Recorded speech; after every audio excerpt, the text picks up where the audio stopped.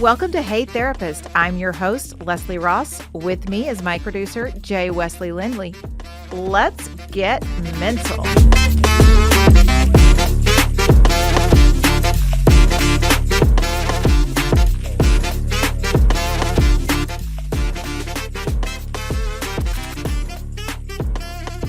Hello, everyone, and welcome to Hey Therapist. We are on episode 41.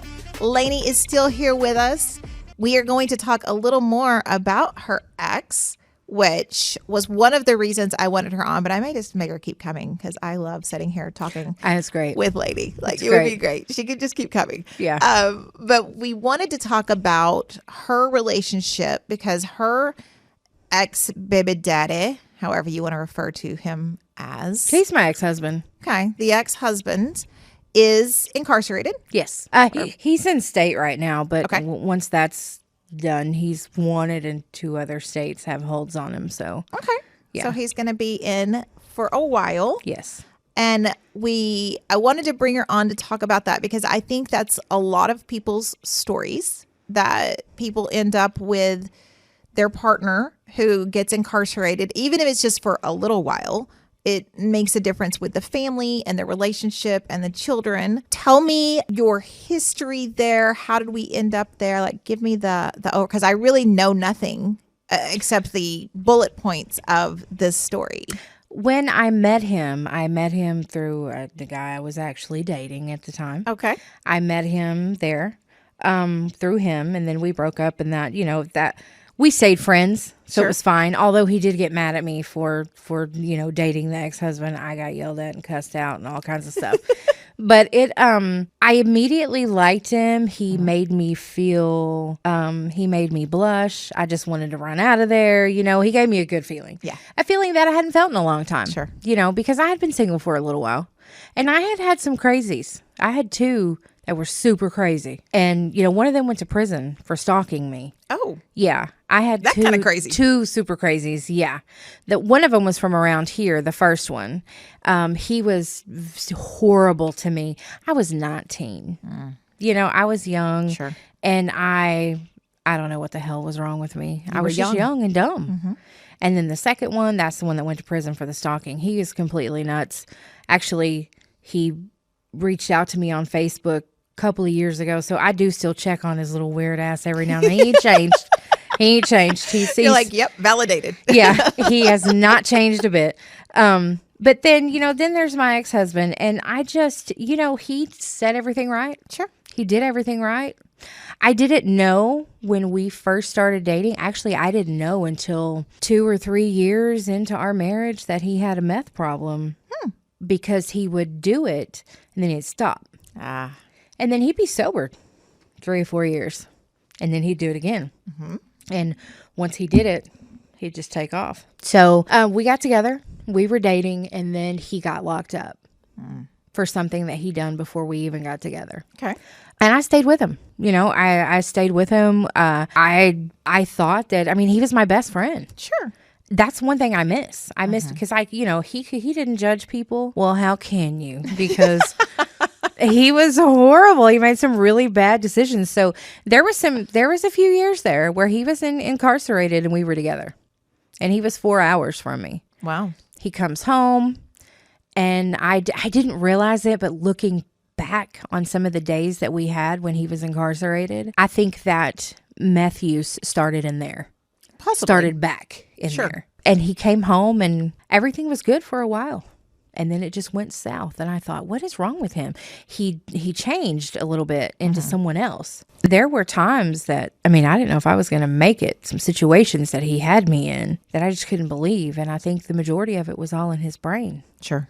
I think it was hallucinations from the meth use. So when I got pregnant, he's like, oh, we need to move to Broken Bow. We need to be down there by your parents. We should move to Broken Bow. And I'm like, yeah, because this is going to drive my mom mad, But Right. then he started staying out late. The signs were really there. Sure. He worked. He didn't contribute much. Sure. But he worked. He was spending it on meth. Yeah. He would leave and then he would come back. And then the places he'd tell me he was like, you don't need to be over there. Right. You know, so it got to be pretty bad. And then there were a few nights there where it was really bad. And I felt like we lived in a townhouse. Mm-hmm. And we moved out of that townhouse because these people knew where we lived. I see. And they were going to come kill us. Okay. So we had to move out of there. I'm like, this dude, it has to be the drugs. You know, it's got to be the drugs. And then I was like, well, what if he did get himself into trouble? He ain't got a really good track record here. And I knew that. Right. Knowing where he's been and where he's going and being around here, it's possible that someone is out to get you. Yeah. So we moved and then I decided, we'll move back to Broken Bow. And we were here. My brother got him a job. As soon as he started getting paid, there come that meth abuse. Sure. I'm like, I can't do this. Do you want me to tell you what happened? Yeah. For real? For real. Okay, so I get a call. There's a man who used to be Broken Bow PD. Mm-hmm. His brother is married to my mom's sister. Okay. So we're always kind of like, hey, that's family, you know. Sure. Me and the dude don't really have but a high and by relationship, you know, but he respects my dad. Sure. Dad respects him. So it's Halloween and my vehicle gets impounded. So I am very upset about this. Sure. He was driving my vehicle, got pulled over up here, they was looking for him. He ran, got my vehicle impounded. Can't get it back till Monday. Okay, that's fine. I had to wait. All right, it's no big deal. Don't come back to my mom and dad's because my dad's probably going to kill you, so don't come back. I packed up all his stuff and took it to this hotel where he was staying with a friend of his. And we had Halloween that weekend. I had like my nephews and my, my uncles, kids, my cousins, had a blast. Monday, Tuesday night, we're at school with my sister-in-law. She works at the school and we're there and we're doing things. And I get a call from my dad and he's like, hey, have you heard from so-and-so? And I'm like, no. And he's like, well, he's in jail. Oh. Like, oh, okay, they called you? And he said, yeah. He told them who his father-in-law was. So as a courtesy, he called me. Sure. I said, okay, well, what do you want? What am I supposed to do? He's Right. like, well, he might call you. I gave him your phone number. He's like, but ain't nothing you can do. He's in jail, whatever. He was arrested here in Broken Bow. Oh my gosh, this is so hard. This is so embarrassing. It's not, though. It wasn't me. Right. And I worked here at the time. Mm-hmm. And Dave was here then. It's like I've told Jay, Dave was really there for me. Like he knew things. And I know, that he just protected me in that situation. But he would always get naked when he would go to the bathroom to, can I take a shit? Sure. Can I say that? I cuss all the time, yes. Okay. When he would do that, he would always get naked. There's Like something he always did. Yeah. That's all that Seinfeld episode. Yeah. So he was arrested in a housing area here in town, in someone's yard, taking a shit in a bucket. Naked? Yeah. That's outstanding. Drugs are bad, everyone. Yeah, I'm telling you, drugs bad. are super bad. And so, I'm pregnant, I'm super embarrassed. This is in November and I had my daughter in January. So I was like, this is not going to work. So he called me, was like, I need you to come bail me out. I said, I'm not bailing you out. Mm-mm. No, you've put me through enough. I'm done. Not doing it. So then his sister calls. If I send you the money, will you bond him out? I'll have him picked up. I need to get him out of there. I said, all right, but you got to promise me that you will have somebody here to pick him up because he can't stay. Right. My brothers are pissed. We're all mad. But that was so damn embarrassing. It was in the newspaper. I was really glad they didn't put his name in there. I'm surprised they didn't. But everybody was like, he was shitting in a bucket and he was naked. I'm like, you guys have to understand. First of all, he was on drugs. Second of all, that's what he does when he goes anyway. It was super, drugs are not. Habits are habits. Yeah. It's just the combination was bad. So he told me on the phone, he said, I've been smoking meth for 9 days straight. I said, dang, well, I'm glad I haven't seen you in the last, because I hadn't seen him since the day that he took my car when I was asleep and it got impounded. I was pissed and I packed his stuff, all his stuff. There was nothing there, no reason for you to come around. And he left. I did. My dear sister-in-law took me to the police department, and I told the cop. his sister, somebody's going to come pick him up. And he's like, well, that's kind of rude. I said, you don't know what this man has put me through. Did you read the report? What's really rude is that you had him on 3 felonies and you dropped them because he's my husband. You shouldn't have done that because this man's going to get in trouble again and he ain't going to pay his fines. And he didn't. He didn't pay his fines or nothing. He left, and he's up there in Kansas with his son and other family. It just spun out for weeks. I have Nala in January. He gets mad at me because he's not there when I have her that I didn't tell him. Well, first of all, I didn't know I was going to have her that day. Right. I couldn't let you know. But second of all, you come down here, there's going to be a problem. Yeah. And you're probably going to be high. And I don't want you to be here like that. No. So a week later, he runs off to Tennessee with some woman, some random crack hoe. He runs off to Tennessee with her. And he calls me and was like, I came to Tennessee with my cousin. I was like, no, you didn't. You're so stupid. Like, bro. He gets in trouble out there. You forget I know people you know. Yeah. He gets in trouble out there and gets arrested out there. So he's, in trouble in Tennessee at this point. A year later, I'm like, all right, it's time to get a divorce. I didn't hear from him for 6 months. And I thought, okay, he's going to leave us alone, And at that point, I was still, my daughter needs to know her father. It doesn't matter what he's done. He's her father. If he comes around, I'm going to let him talk to her, all that. And people would tell me he's going to lie anyway when she's old enough, so you got to protect her. Okay. Well, he just kept getting in trouble. Like he choked a police dog. Like he gets in trouble again, chokes a police dog. Oh my. And there's him and a woman were stealing something from a Walmart in Tulsa. Oh my. And the cops chased him over to a car lot.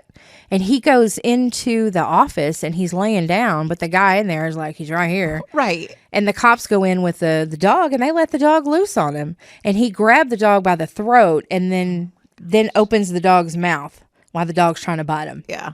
And the dog did end up tearing his leg up. But, he went to jail for that. Okay, so now we're in trouble in Tennessee because he was out on bond. We're in trouble in Oklahoma. Mm-hmm. And you're in trouble in Kansas. So it's those 3 states over the last 10 years that he's just repeatedly gotten in trouble in. So that's what meth will do. Yeah. I mean, he has escape charges. There were assault and battery charges because a woman that he was with said that he beat her up. She didn't come to court and those charges got dropped. Yeah. There were multiple different charges, and this man, people will still bond him out of jail. I'm like, y'all, what is wrong? I mean, I guess I was that person at one time too. But the only time I ever did was when he was here, and his sister paid for that. Yeah. I just, I got him out, and but I wanted him to leave town. Sure. He came to visit us when Nala was 2 that November. She turned 3 in January. By her birthday, he was gone because he was, and that is the only time in person that she's ever seen him in person was from the end of November to the end of January. And part of that time, the last 4 weeks, he was in and out because he was running around down here in McCurtain County and, the bad spots. And she's actually had quite a bit of therapy herself. Good. I don't ask that you. Yeah. I don't want her to feel like anything is her fault. Right. And I never badmouthed him in front of her. And my dad would not let if anybody ever said anything, right, you better hush it up. We don't do that. Let her make her own decisions. Because it's still her dad. But she knows. She's seen charges. The girl gets on Google. She Googled him a few times. It's like, Mom, did he really do that? And that's what she's like, what did he do to you? Did he physically assault you? I'm like, no, Nolly, he never did that. It was just, it's mental. Right. And you just, when you're older, you'll understand. Sure. Is all I can tell her. I'm like, he's not, don't hate your dad because of the relationship him and I had. Because it wasn't like, he cheated. And I found out later. I mean, and it was just horrible. Well, the time that he was here when he got arrested and he went to Tennessee, my niece found a Facebook page of him and another woman. And she was like, look at this. I'm like, oh, okay. Super embarrassing. It was very embarrassing. It was hard. And then everybody said, oh, forget about him. You'll have your baby. You'll forget all about him. The pain will be gone. Bullshit. No, that's not how it works. No, that's what they're like. Because now I have a representation of him. Yeah. Forever. Yeah. I mean, and he's super fun. She has a few really good memories from the time that he was here. Sometimes I think that she actually doesn't remember that, Yeah. but she just knows that she had that memory at one Sure. time. So, but he is a real piece of work.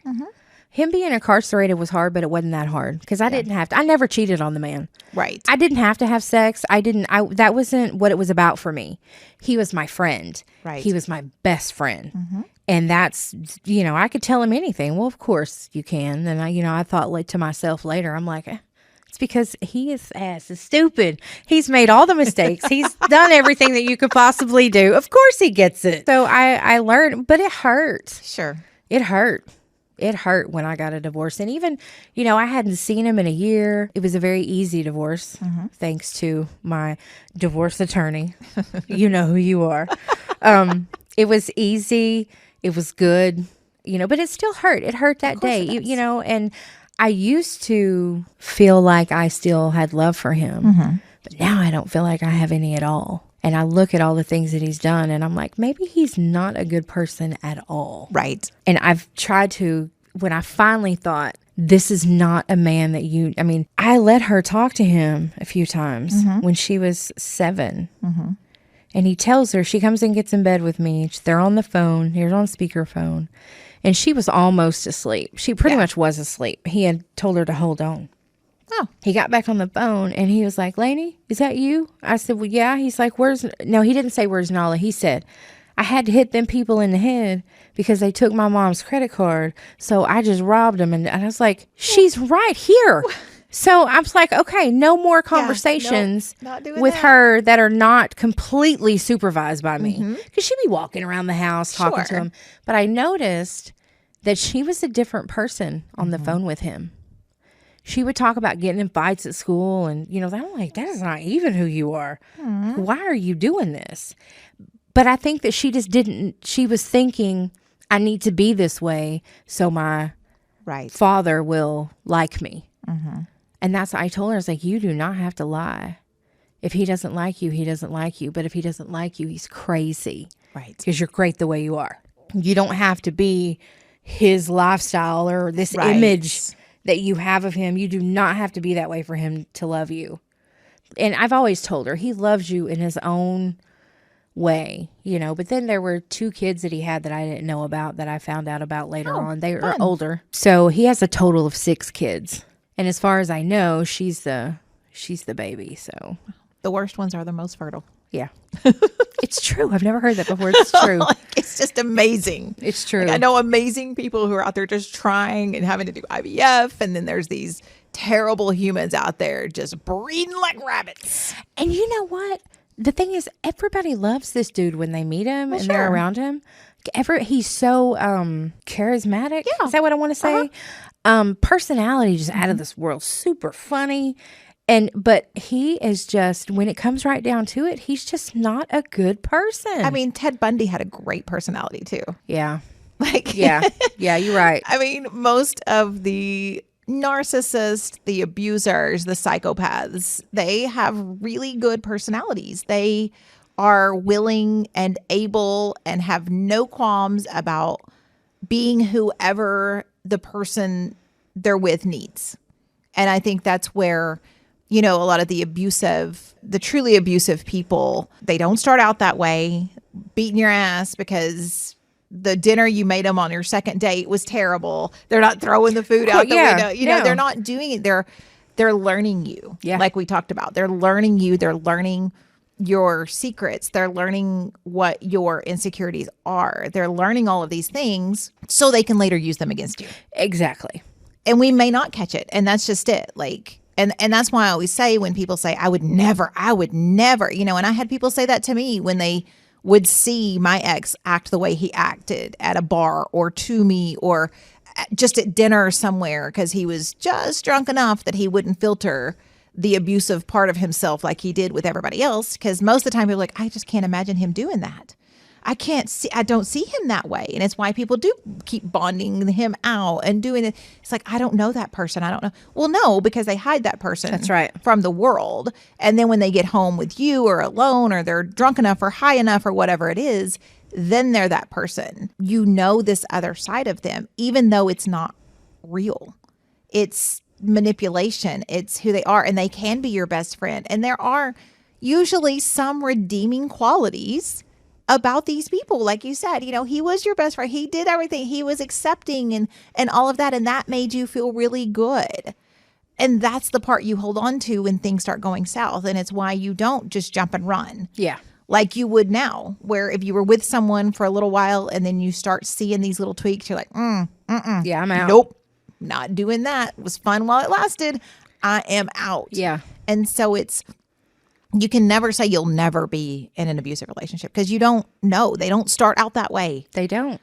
They are great people. And then they turn into whatever they turn into, or the drug usage increases, and it increases their psychosis. It increases their mental health issues. It increases all of these things. And you're like, who is this? I don't even know this person.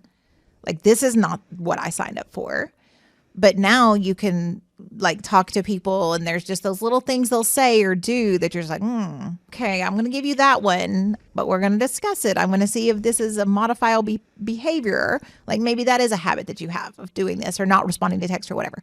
But I need you to respond to me. I need this. I need that. And if they don't, or they make you feel bad about needing that or wanting that, nope. This relationship's not going to end well. Yeah.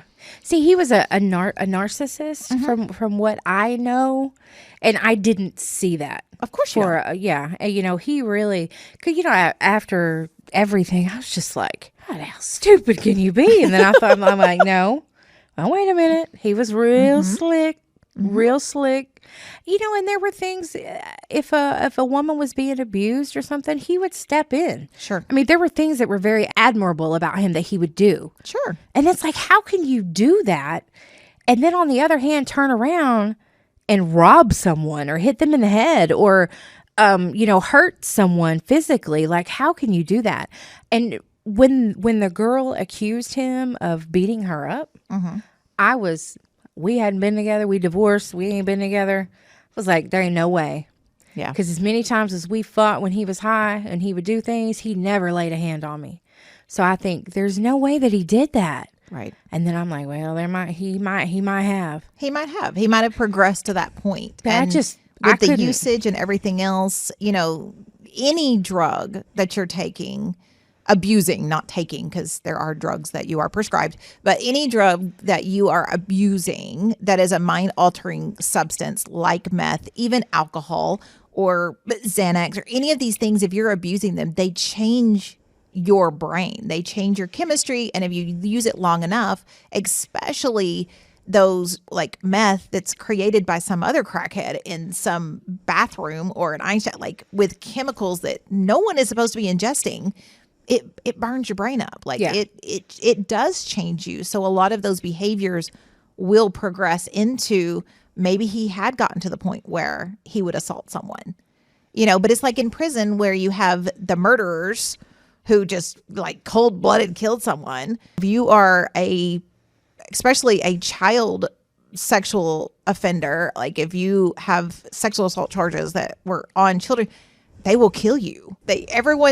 All of them have this weird line in their mind that I would do, but I would never do that. And it's just strange the way the brain will accept, I can go beat these people. But there was a point where you're like, so you're not going to hit on a woman though. Yeah, it just blows my mind. And then like you said, with the child molesters and things that are in prison and these murderers, even rapists, like someone who, a man who raped a woman. Will want to kill a child molester. Like, you're no different. Right. It's weird. It's like this strange code of honor. Like, really? It's twisted like one of those sippy straws. It is not right. That's a good way to say it is not right. Like, what people, it is so hard to understand people. And it was hard for me to understand myself for a while because I'm like, why did you do that? But I mean, I was heartbroken more than I've ever been heartbroken. Of course. And people kept saying it's just because you have Nala. No, it wasn't. It wasn't. It's because you loved that man. Yeah. You loved him for who he was. Who I thought he was. Who you thought he was. Yeah. And who he presented himself to be. Yes. Yeah. Because that's what we know. That's what we fall in love with is who they present themselves to be. And maybe they are that person at the time. Who knows? And this other part of them just takes over. Like, it's so hard to know if it is a personality disorder and they are just manipulating and playing, or if they started out that way and then the drugs took over and some underlying mental health issue or abusive gene or just the addiction took over and they became this other version of themselves. It's kind of the Dr. Jekyll, Mr. Hyde situation. Like, we don't know which one is actually dominant, but in the end, we know which one took over. And it is one of those hard things because it's like, no, I did love that guy. Like, it's why I put up with some of the things, and it's why I stayed, is because I was there for the hope of it all, for what might have been situation.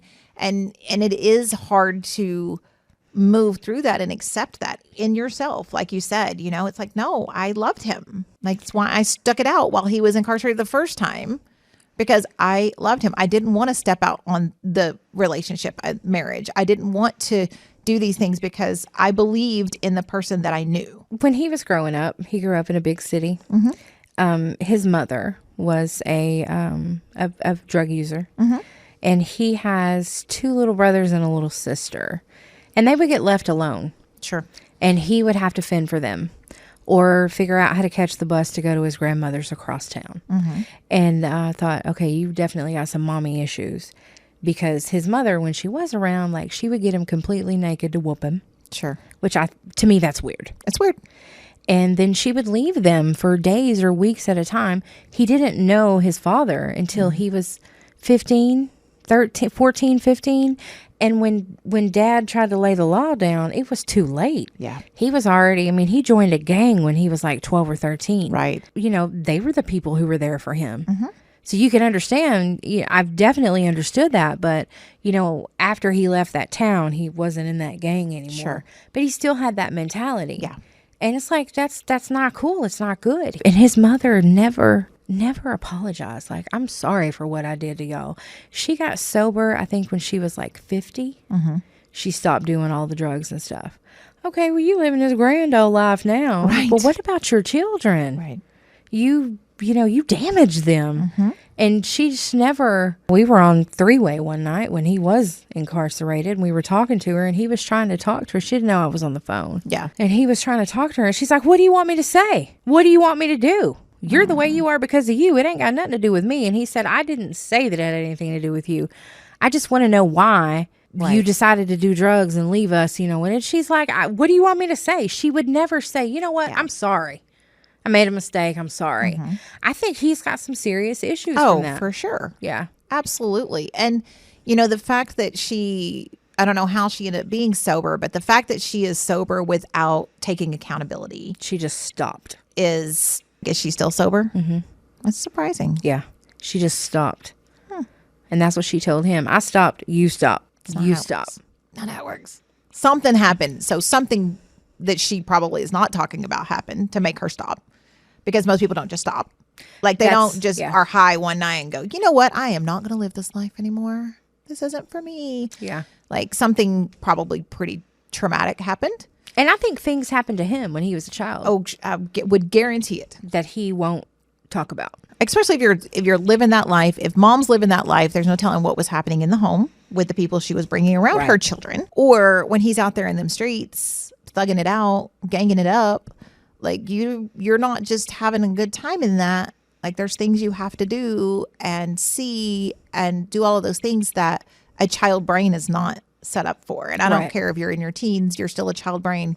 Like, you are still learning about life and attachment and love and relationships and what that looks like. And if you're learning that on the streets, you're probably not going to have healthy relationships growing up. And in the beginning, our relationship was really good. And as we went on and being married, living together and all that, there were issues. I think that there would be some clear issues if we were raising our child together, because I didn't come from a broken home. My tomorrow's their anniversary. Oh, 51 years. That's awesome. Right? Yeah, it's great. I didn't come from a broken home. Right. Even my aunts and uncles, they're all still married. Divorce wasn't... It just, people didn't do that unless there was extenuating circumstances. I have one aunt that got a divorce when I was young, and her husband was physically abusive. She finally got the courage to leave him. And he comes from a broken home. Mom and dad were not together. He didn't even get to see his dad a lot. Mom's got different men in and out. The only constant he had in his life was his grandmother. Right. And this is grandma. She lives across town. Like, they moved from this big city to Kansas. They say, I think he told me one time part of the reason may have been because he was getting in trouble. Sure. You know, even grandma came. You know, when his grandma died, it flipped his world upside down. Grandma did spoil him and do things for him, you know, that his mother should have been doing. Of course. You know, but she wasn't always there. But there is that, what you think is okay, I am definitely not okay with. So there's that. I'm talking about, you know, what's respectful in a marriage or even in a friendship. There are things that he does that's normal to him. Like, that's not disrespectful. That's not like, yes, it is. We don't do that here. Right. So there were some issues, you know, and then there were things that just, I know it would be really bad, and we have different opinions on our daughter. Yeah, I think it would have came out for sure. There would have been some pretty big blow-ups that she would have had to be subjected to and not understand. It's hard when the other parent is gone, whether they're incarcerated or they're just gone.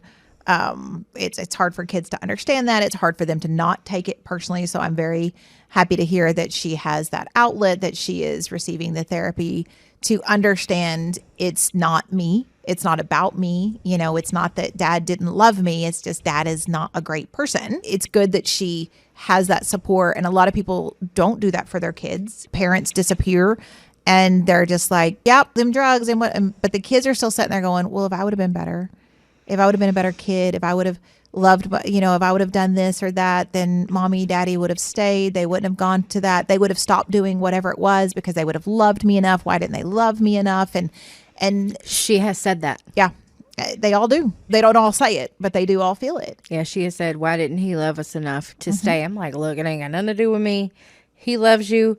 He just don't make good decisions. Right. Because he doesn't love anything. And that's just it. He doesn't even love himself. If he loved himself, he would have been better. If he didn't want to live that life, he would have done better because he had a good support system. So it's not like where you were living that life and he was living that life and everybody's just living that life and you don't understand about supports. You don't understand about being clean. You don't understand about good relationships. Like, y'all weren't in that situation. He made a choice because he didn't love himself. He doesn't know what love is. He never got that. I would agree with you there. Yeah.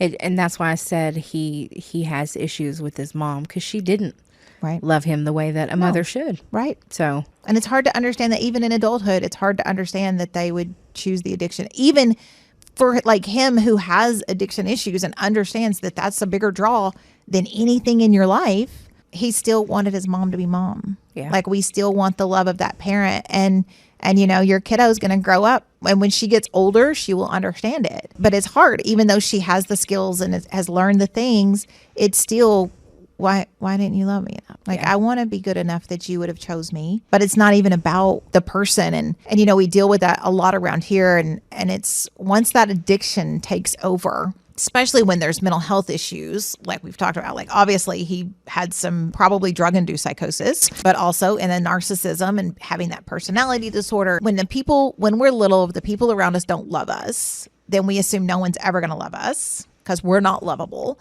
And so you just kind of live life like that. Like, even if you have someone who's like, no, I love you and I'm supporting you, and you have a decent relationship, in the back of his mind, he probably never believed that you loved him enough. I absolutely believe that. I do. I believe that. I don't think that he thinks that anybody loves him. Yeah. Well, I mean, yeah, because you're a bad dude, but it ain't got to be that way. It don't has it now. But then I'm like, oh, you know that I loved you. And I'm like, well, I love the person you presented yourself to be. Right. And you know you're not that person. Exactly. So maybe I didn't love you. You know, I mean, it's just, and I always thought that he did have a mental health disorder because when he would do the meth, there was one night that there was 2 nights that he kept me in the vehicle awake all night long because someone was chasing us. We ran out of gas. He had me in somebody's garage. I mean, it was bad. And I thought, this ain't just a meth making him paranoid. This dude, he does the meth and the mental disorder comes out. That's how I was feeling. Yeah. And that's usually the way. Paranoia. And then it got to where when he wasn't high, he was still paranoid. I mean, I couldn't even have a note. Like, I specifically remember one day I got an email notification on my phone. And I just looked at it and seen it wasn't important. And I put my phone down. He threw a fit. He just, I mean, golly. who was that? It was awful the way he acted. Yeah. I thought, all right, you're all right in the head. And I knew before we ever separated, I knew it was coming. Sure. I did, but I wanted to help him, even though I knew that I couldn't. Well, of course you So, did. yeah. I mean, that's the cycle of it. We want them to be who they started out being Yeah, because we've seen that person, yeah, and that person's pretty good. yeah, So you stick around and you try to help and you try to help, and then you get to the point where you're like, yeah, nah, I'm not ever going to make any changes here. So I've got to make changes inside myself. I've got to protect my baby. I've got to protect myself. It's better this way for me to step out of it and let him just spiral and do what he's going to do, because we can't help people that don't want help. We can't help people that are good with the life they're living. We don't work harder than they are about their recovery and about being clean and about getting sober. We can't work harder than they are because we can't make them do. We That's can't make right. anybody do anything. that's right. All we can do is for ourselves. And sometimes it is leaving.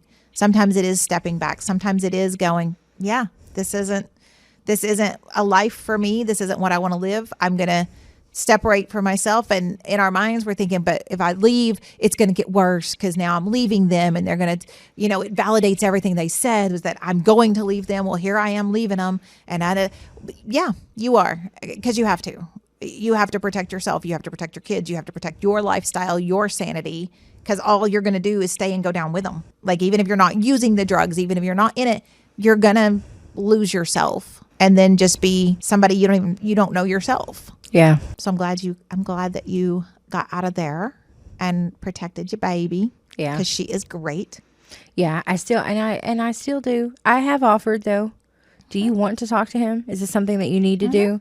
Because we've dealt with attitudes and different things and stuff at school Sure. and stuff. I'm like, okay, is this a portion of your life that you're missing and you need? And she says no. Oh, if you do, it's okay with me. We'll do what we need to do. Good. We can try to establish. I know where to find him.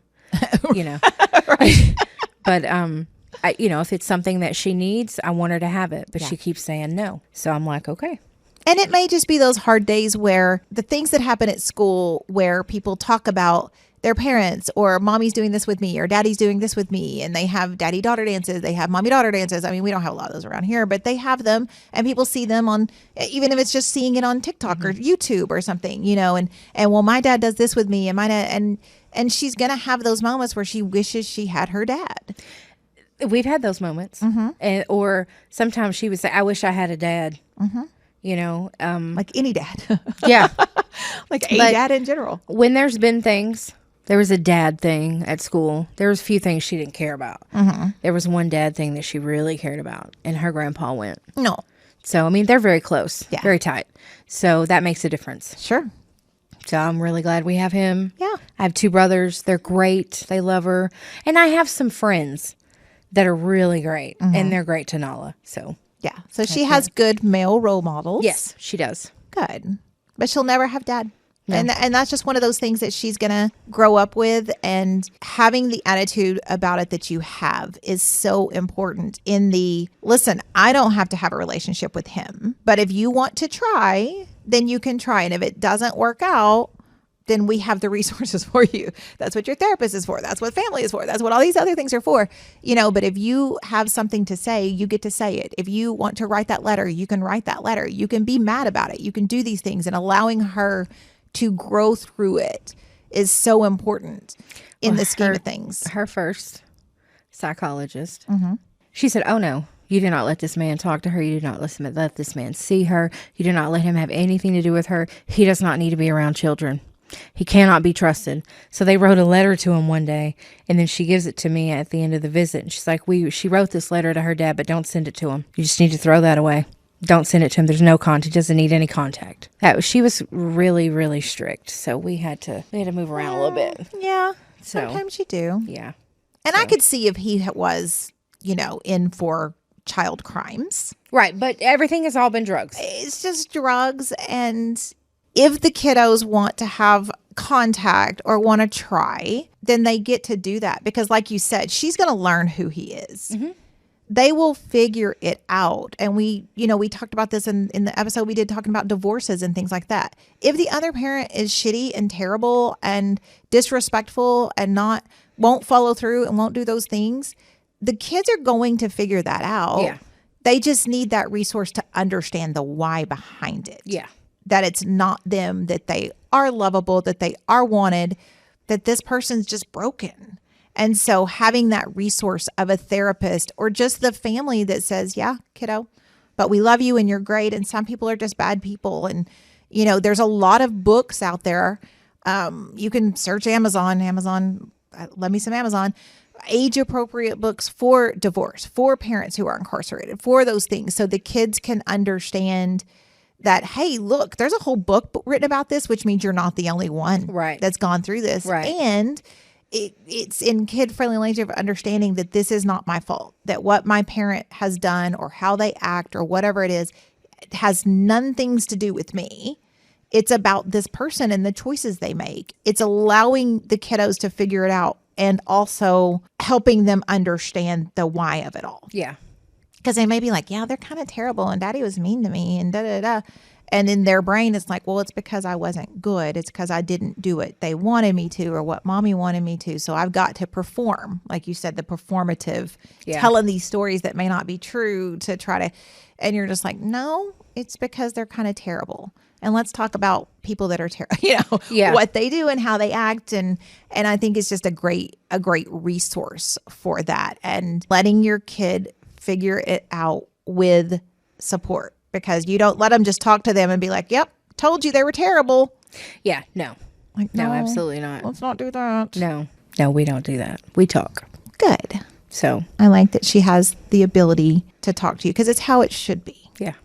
Because she's got to figure it out. Yes. And she's going to have thoughts and questions. And if you are the parent, like if you had this whole other stance of, nope, we don't say his name in this house and we're not talking about him. And that's part of your child. Like that is the other half. And if you're saying that, that's saying, I don't love half of you. And the kid takes that in and they feel that. So as hard as it is to be the adult, especially when you've been hurt by someone and they've done terrible things, you have to be the adult and say, you know what, you can talk about that other person and I'm not going to get mad at you and it's going to be okay. And you can ask all the questions and you can do all of the things. We can write letters, you can make phone calls, but I'm going to supervise them because I don't trust them with you because they've made really bad choices. And it's not about you. It's because they're a grown person who doesn't make good choices, because not all grown people make good choices. And you talk about that. It can allow some contact because they need it. They may need it. They may never need it. They may just be like, all right, bet I'm good. I'm good without ever knowing this person. And I've come to terms with they weren't a great person and they didn't want anything to do with me and they didn't want this life and they chose to do drugs and to be an addiction.